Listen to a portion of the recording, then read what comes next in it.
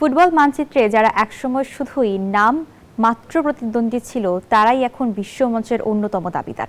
বলছি African giant মরক্কোর কথা। 2022 বিশ্বকাপে সেমিফাইনালে খেলে গোটা বিশ্বকে চমকে দেয়া দলটি এবার বিশ্বমঞ্চে নামছে সম্পূর্ণ নতুন লক্ষ্য নিয়ে। 2026 বিশ্বকাপে মরক্কোর ফুটবল নিয়ে বিস্তারিত থাকছে প্রতিবেদনে।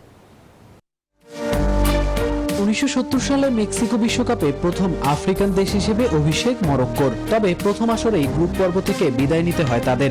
এরপর লম্বা সময় বৈশ্বিক মঞ্চে নিজেদের মেলে ধরতে ব্যর্থ হয় দলটি। 1998 থেকে 2018 সাল পর্যন্ত দীর্ঘ 20 বছর তারা বিশ্বকাপে খেলার সুযোগই পায়নি, যা মরক্কো ফুটবলের অন্যতম বড় অন্ধকার অধ্যায়।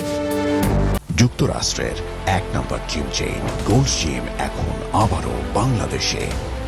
বসুন্ধরা আবাসিক এলাকা ও বসুন্ধরা সিটি শপিং মলে।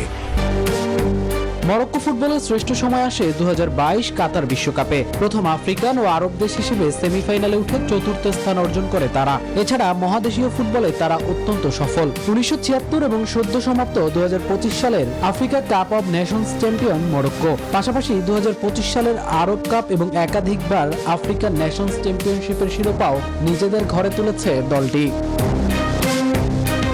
বর্তমানে মরক্কো ফুটবলের ইতিহাসে অন্যতম সেরা অবস্থানে রয়েছে। ফিফা র্যাঙ্কিংয়ে 8ম স্থানে থাকা দলটি আফ্রিকার 1 নম্বর পরাশক্তি। বর্তমানে স্কোয়াডের সবচেয়ে বড় তারকা PSG right back Ashraf Hakimi. অধিনায়ক হাকিমির গতি ও রক্ষণভাগের দৃঢ়তার পাশাপাশি তরুণ উইঙ্গার ইলিয়াস আখমাস এবং অভিজ্ঞ ইউসুফ এন নেসিরি দলটির প্রধান শক্তি।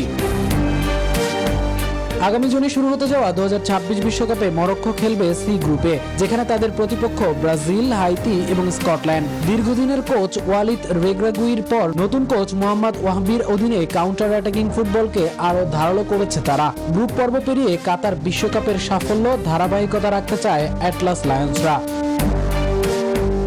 মামুনুর রহমান, নিউজ 24।